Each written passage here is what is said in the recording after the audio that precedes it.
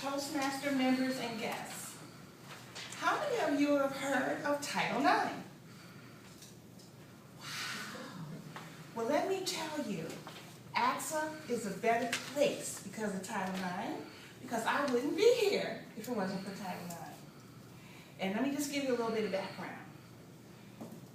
1970, I'm a kid. We're playing in Indiana. We're with my sisters, my older sisters, 5 years older than me, my little sister, and all the neighborhood kids. We're having a game, and we're playing track and field. So my older sister decides to race me. So we're barefoot. I mean, this is like back then. We raced about 100 yards, and we're running, and my sister's going. I almost beat my older sister. So she raced me again, and she had to work really hard to beat me. So she grabbed me by the shoulders, and she said, "Djuna, you were running really fast." No, it was like weird how fast you were running, no, really. So she took me down and introduced me to the boys' track coach. And the boys' track coach had to put me on the team. Because guess what? There was no girls' track team. Because back then, Title IX just came into law. Title IX is an amendment of the Equal Opportunity in Education Act that was signed into law on June 23rd, 1972, 40 years ago. So, because of Title IX, the men's track coach could not tell me that I couldn't run with the boys. He had to let me on the team. Back then, women were not considered, it wasn't considered appropriate for women to run track and field, to compete in any kind of sports except maybe tennis. Women were it was really kind of frowned upon. They thought we were too weak and too nervous and couldn't do it and couldn't take the pressure. So there was no organized sports for women in school. But because of Title IX, it became against the law to discriminate against people because of their sex to participate or receive the benefits of, and you couldn't discriminate against them if the organization was receiving federal financial aid of any kind.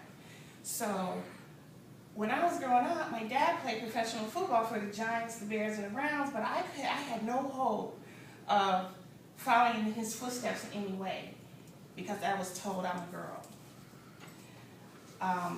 After that, I had hope. Now, when I ran with the boys, I actually placed second and third every time. I never won, but I was hanging with them. So after a while, in my town, they eventually came with female athletic departments because at first they really were kind of slow about doing it because they thought girls wouldn't want to compete. Even though it wasn't in the law, they were like, well, no girls are going to do it anyway. But after a while, so many girls were competing with the boys that they came up and had separate athletic departments.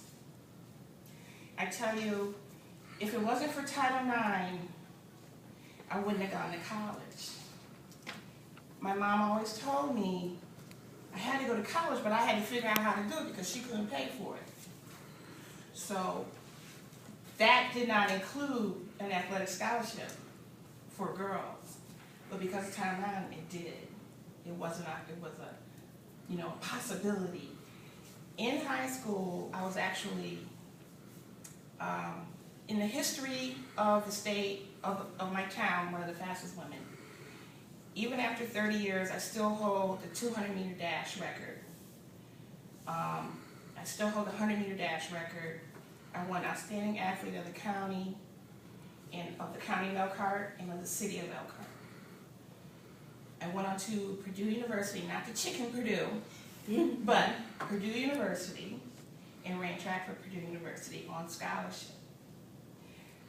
That is why I wouldn't be here today if it wasn't for Title IX.